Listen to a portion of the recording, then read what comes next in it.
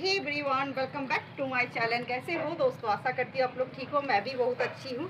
কার কার মনে আছে বলুন তো বন্ধু, এই সেই সুন্দর বগনভেলিয়াটা যেটা আপনাদের দেখিয়েছিলাম, বলেছিলাম যে বনসাই রূপ দিচ্ছি আমি, এই প্রথমবার জাস্ট বনসাই রূপ দেওয়ার চেষ্টা করছি।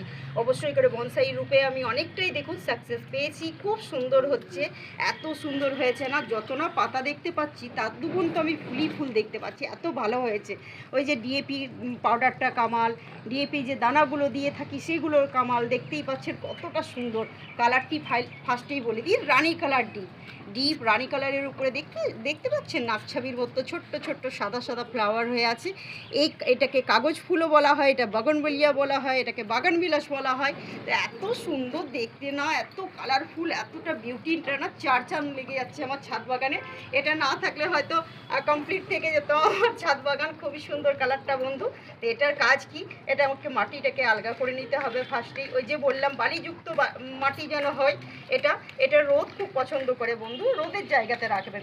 রোদ যেখানে বেশি বেশি আসে সেখানটাতে দেবেন, খুব ভালো হয়। এটার গ্রোথ খুব ভালো হচ্ছে, দেখতেই পাচ্ছেন একটা ছোট্ট পেন্সিলের মতো ডালটি এত সুন্দর গ্রোথ হচ্ছে। তো এই যে বায়োডিএপি দানা, বায়োডিএপি যে পাউডারটা আছে সেটা আমি দিয়ে দেবো 19-19-19, সেটা ধারে ধারে দিয়ে দিলাম। অবশ্যই করে জলটা দিয়ে দেবো, এটাতে জলটা দেওয়াটা মাস্ট। তো জলটা দিয়ে দিলাম এখানে। তো কীরকম হয়েছে অবশ্যই করে জানাবেন। আমার এই বগনভেলিয়া গাছটি যদি আপনাদের ভালো লেগে থাকে অবশ্যই করে আমার চ্যানেলটি সাবস্ক্রাইব ফলো করতে ভুলবেন না। Tata, bye bye, thank you.